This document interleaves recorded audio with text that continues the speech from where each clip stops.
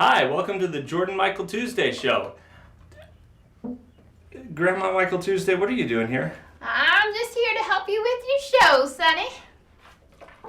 And you brought one of your experiments to do that? Yeah. You just tell me the verse and I will have the perfect example for you. Okay, well, I'm a little nervous, but our verse comes out of Proverbs 25:8, and it says, "Do not go out hastily to argue your case. Otherwise, what will you do in the end when your neighbor humiliates you?" That's perfect for my example. Oh, you see my ants? You see how they're going around all hastily? Yeah. Like in the verse. Right. And then they start arguing and bickering about stuff and they don't even know all the facts. Right.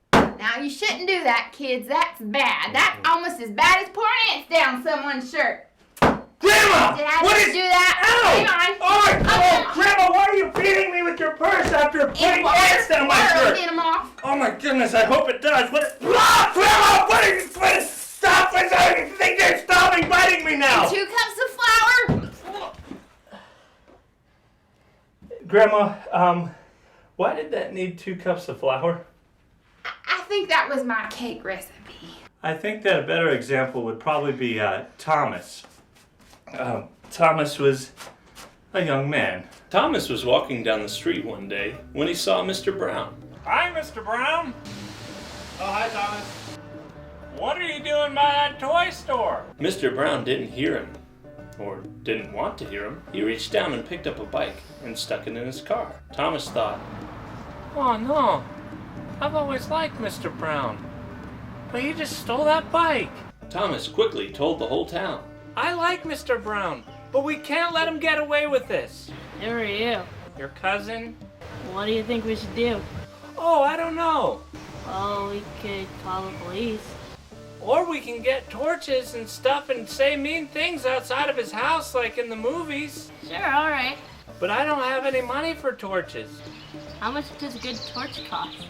My word, I think that a good torch can run you at least 5, 7, a lot of money. So the whole town had a huge campaign to raise the specific amount of a whole lot of money for torches and things. They sold couches, chairs, and all kinds of different things until they finally had enough money to buy torches. These look like flashlights. Don't be ridiculous. These are way more expensive.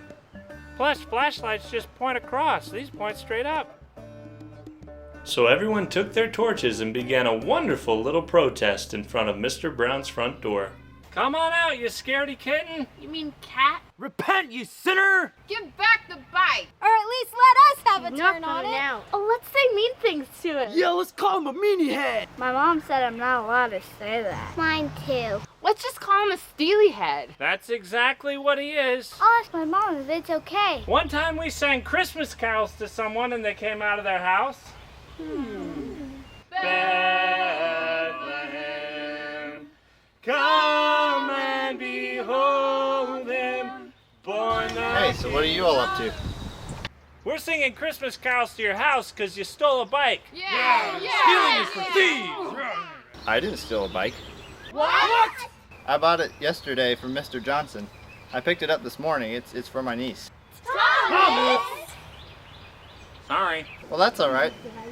Thanks for the music. I remortgaged my house to get this torch! From there, it took a long time for people to trust Thomas again when he said something. You have an enormous spider crawling up your back? Yeah, right. And Thomas learned to be careful about being too hasty to argue his case. So how could Thomas have handled that situation better? Well, for one thing, he could have asked questions instead of jumping to conclusions right away. James 1:19 says, "This you know, my beloved brethren, but everyone must be quick to hear, slow to speak, and slow to anger." You see, we need to make sure that we know all the facts before we jump to a conclusion about something and make a judgment. That's right. We need to be quick to listen and figure out what's really going on in the situation, or we might hurt somebody in the process. Practicing listening and being slow to speak is just another way that we show God's love to each other. Oh, and I have the perfect song to end the show with. Oh, Grandma, you don't really play the violin. Oh, now you just stop being quick to speak and be quick to listen. Okay. And now, go hastily to argue your case. Otherwise,